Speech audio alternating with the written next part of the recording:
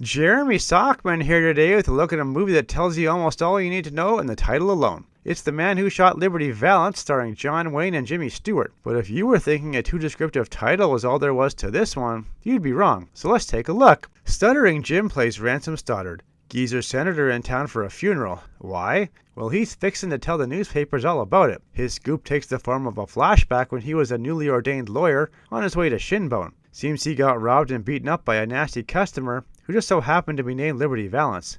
This guy's bad news, and not even the cowardly Marshal Link Appleyard will do anything about it. Rance, having just been robbed, remember, is forced to take a job bussing and teaching school to illiterate cowboys. His pal Tom thinks that's a waste of time and offers his advice on how far book learning goes against a man like Liberty Valance. That's right, but votes won't stand up against guns. If you want to stay healthy, there's two ways to do it.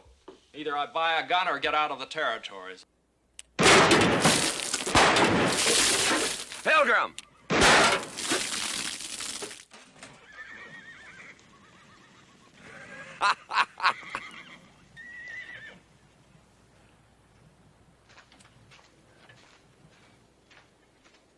I hate tricks, Pilgrim.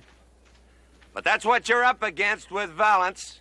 When there's an election to decide statehood, Rance is made delegate, which offends Liberty, who takes it out on the local newspaper man. Looks like he's after Rance now, and there's a showdown. Hey, Rance kills Valance. But when he refuses his congressional nomination due to guilt about the whole murder thing, Tom tells him that, spoiler alert, it was actually him who shot Liberty Valance. We go back to the future, where the newspaper men think that's one scoop that's not so hot. Well, you're not going to use the story, Mr. Scott? No, sir.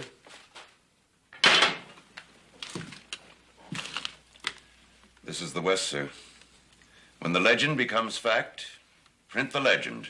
Now, The Man Who Shot Liberty Valance is a real classic, with a title that tells you exactly what to expect, but it was the meaning behind that title that really solidifies its place in film history. You see, The Man Who Shot Liberty Valance wants to show you how far you can go with a little lying on your resume. Rance became famous for being the titular man who shot Liberty Valance. Everyone loved him because he ended the outlaw's reign of terror, but that was a sham. He knew he didn't do it, but took the credit anyway, leaving the actual guy, Tom, his supposed best pal, to rot away in a podunk town with nothing but a ranch and a mute pal. Rance went all the way to the Senate and Washington high society life, while poor Tom died in a crappy burned-down house, and he felt so guilty about that he goes back for the funeral and finally confesses his lie, only for the papers to figure there's way too many retractions to print to make it worth correcting, and just toss the story out. So Rance didn't even get any comeuppance. Talk about laughing all the way to the bank. So in the end, because John Ford's The Man Who Shot Liberty Valance shows how far we can go with a few little white lies about our background, it pledges to give hope to anyone who didn't get into that prestigious college or land that plum internship. Just lie and say you did. By the time anyone finds out, you'll be too old and rich for them to care. That's why I'm Jeremy Sockman, giving the helpful bit of advice for those in need of a boost to their own story that is The Man Who Shot Liberty Valance, my seal of approval. Nothing's too good for the man who shot Liberty Valance.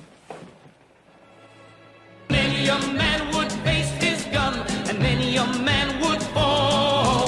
The man who shot Liberty Valance, he shot Liberty Valance. He was the bravest of them all.